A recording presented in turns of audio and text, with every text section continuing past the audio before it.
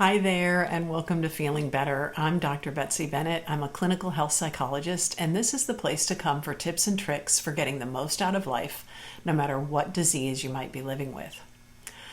So I just made a video where I walked you through how to use a ready-made phrase for handling one type of sticky communication situation that people living with autoimmune illnesses frequently face. And if you haven't seen that video yet, I've included a link in the description box.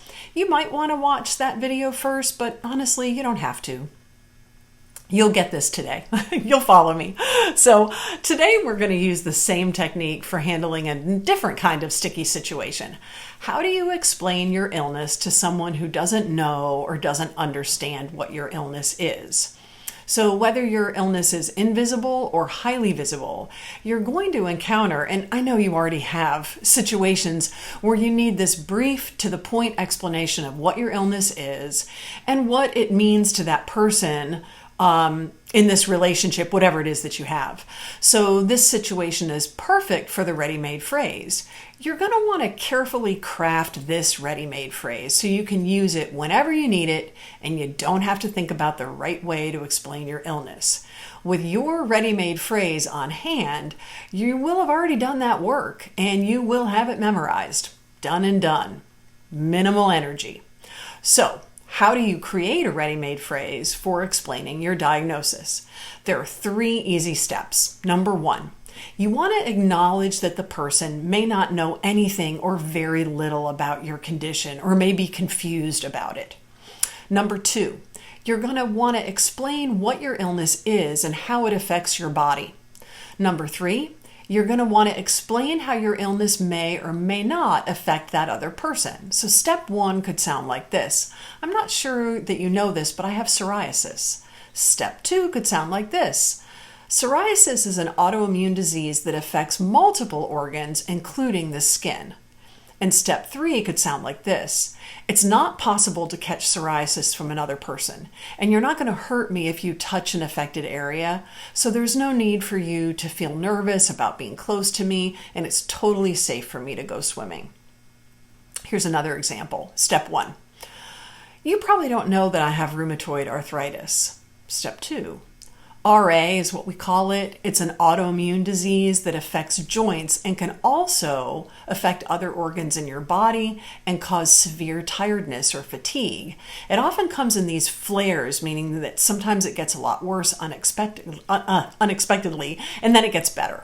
A lot of people confuse RA with osteoarthritis, that kind of normal arthritis that people get as they age, but they're actually very different diseases. Step 3.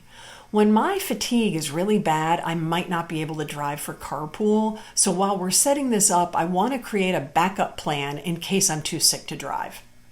So you see how that works? We draw the listener in by acknowledging that we don't expect them to know about our condition. And then we simply and plainly explain how the disease affects our body.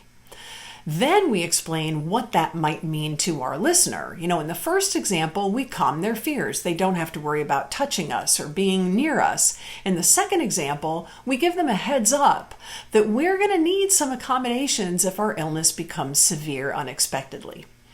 So creating your own ready-made phrase for explaining your diagnosis will take some time, but it's not hard. You're just going to want to choose words that sound like you and help your listener understand how your body is different from theirs. But once you spend some time creating your phrase, you'll use it over and over again. You won't have to feel awkward, and you'll improve your relationships by being open and honest about what you can and can't do. And one last thing, did you notice in the example that I never said I'm sorry for my illness? And that's because I'm not. My illness just is. I didn't ask for it. I am who I am. And so while I want to be collaborative with the person I'm talking to, I'm never going to apologize for who I am.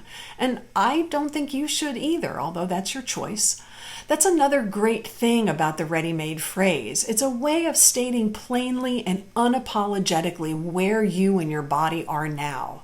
You're doing your best under extraordinary circumstances, and that's something to be proud of. Try creating your ready-made phrase and tell me about it in the comments section. I can't wait to hear all about it. Take care.